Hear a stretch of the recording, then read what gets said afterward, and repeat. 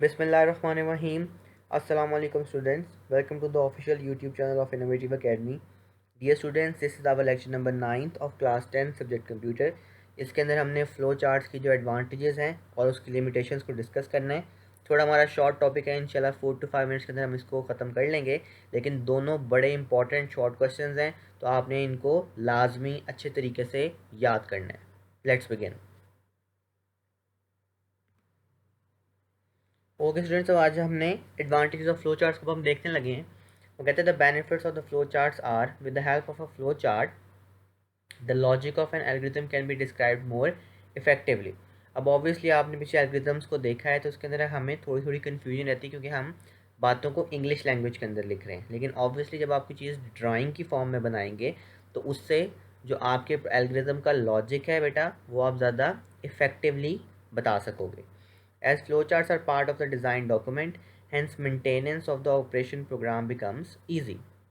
क्योंकि flow charts जो हैं वो आपके डॉक्यूमेंटेशन के अंदर काउंट होते हैं। फ्लो चार्ट्स को आपको बना के दिखाना पड़ता है, ठीक है, वरना उसके बगैर आपकी जो प्रोग्राम या सॉफ्टवेयर है उसकी डॉक्यूमेंटेशन जो है वो पूरी नहीं होती। हैंस इसी वजह से maintenance of operational programs become easy. तो आपके जो ऑपरेशनल प्रोग्राम्स होते हैं उनको मेंटेन करना भी आसान हो जाता है। मेंटेन करना अब आसान कैसे हो जाता है? क्यों? क्योंकि आपके पास वो सारी की सारी ड्राइंग्स अवेलेबल होती हैं, और ड्राइंग्स जो होती हैं, आपने अक्सर ये कोट सुनी है कि a picture is worth 1,000 words, कि एक पिक्चर जो है वो 1,000 लफ्ज़ों से ज़्यादा बेहतर तरीके से आपको कहानी बयान करके सुना सकती। यही काम हमारा फ़्लो चार्ट भी करते हैं, क्योंकि फ़्लो चार्ट से आपको ज़्यादा बेटर अंडरस्टैंडिंग हो जाती है, इसलिए maintenance becomes easy. The flowchart act as a guide for the program development. अब ऑब्वियसली क्योंकि वो आपकी जो फ्लो चार्ट हैं उनकी वजह से मेंटेनेंस आसान हो जाती है, तो वो एक गाइड के तौर पे भी एक्ट कर सकते हैं आपके प्रोग्राम को डेवलप करने के लिए, क्योंकि हमने अपने प्रोग्राम को इम्प्लीमेंट करने के बाद मेंटेन भी करना होता है और अपडेट भी करना होता है, ठीक है। तो therefore they help the programmer to put efforts more efficiently on the underlying problem. इसलिए जो हमारी मेन प्रॉब्लम होती है, जो हमारा मेन फोकस होता है, उसके ऊपर ज़्यादा बेटर तरीके से आप अपनी जो थॉट प्रोसेस है उसको फोकस कर सकते हो, और आप ज़्यादा अच्छे सॉल्यूशंस की तरफ आप जा सकते हो। The flow charts helps in debugging the process.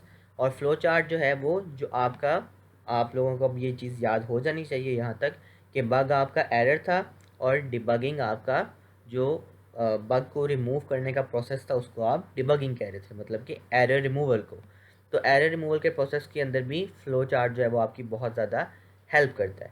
तो ये अब आपके 4 एडवांटेजेस हैं। बहुत ज़्यादा इंपॉर्टेंट शॉर्ट क्वेश्चन है ये, और एमसीक्यूज़ के लिहाज से भी बड़ा इंपॉर्टेंट है, ठीक है। जो इंपॉर्टेंट बातें हैं वो मैंने हाईलाइट यहाँ पे कर दी हैं। अगर आप जस्ट यही चीज़ इनको याद कर लेंगे तो इंशाल्लाह ये चारों की चारों जो आपको लाइंस हैं ये प्रॉपर तरीके से याद हो जाएंगी, ठीक है। पहले आपका लॉजिक ऑफ एन एल्गोरिथम में आपको हेल्प आउट कर देता है, फिर maintenance becomes easy, act as a guide for program development, और helps in debugging the process, ठीक है स्टूडेंट्स। अब हम मूव ऑन करते हैं towards the limitations of flow chart. Okay students, अब हमारे पास जो फ्लो चार्ट्स है उसके मोस्टली तो हमारे पास एडवांटेजेस ही अवेलेबल हैं, ठीक है, लेकिन इसकी कुछ लिमिटेशंस भी हैं, और ये शॉर्ट क्वेश्चन भी बहुत ज़्यादा इंपॉर्टेंट है बोर्ड के लिहाज से। आपके पास फर्स्ट वो आपको लिमिटेशन बताता है कि it is difficult to draw flow charts for complex problems. अब कम्प्लेक्स प्रॉब्लम्स जो हैं वो कौन सी होती हैं?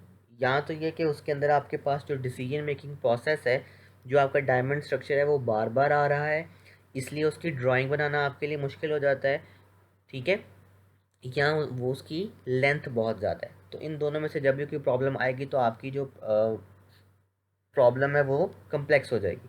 जब वो कम्प्लेक्स हो जाएगी तो उस वजह से क्या होगा कि आपके पास जो फ्लो चार्ट है वो बनाना भी आपके लिए मुश्किल हो जाएगा। तो it is that's why it's difficult to draw flow charts for complex problems. And secondly, if alterations are required the flow chart is to be redrawn. अब जब आपने एक दफ़ा ड्राइंग बना ली, अगर आपको उसमें कोई चेंज करना पड़ जाएगा तो क्या होगा? ड्राइंग दोबारा बनाना बहुत मुश्किल है।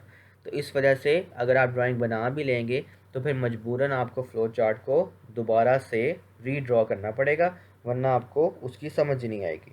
तो इस वजह से ये दो इसके मेन लिमिटेशंस हैं कि जिसकी वजह से हमें इशू क्रिएट होता है, वरना फ़्लो चार्ट के हमारे पास मोस्टली एडवांटेजेस ही अवेलेबल हैं।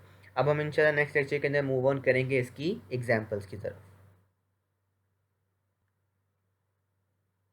Students, thank you so much for joining me in this lecture. Lecture notes link are mentioned in the description. For any further query, you can call us, message us, or email us on Facebook or Instagram or Gmail. All of these links are mentioned in the description. For any further query, आप मुझसे direct भी contact कर सकते हैं, यहाँ पे numbers आपके पास mention है। ठीक है, thank you so much for joining me in this lecture. I hope you guys like the video. See you guys in the next video. तब तक अपना ख्याल रखिएगा। अल्लाह हाफिज़।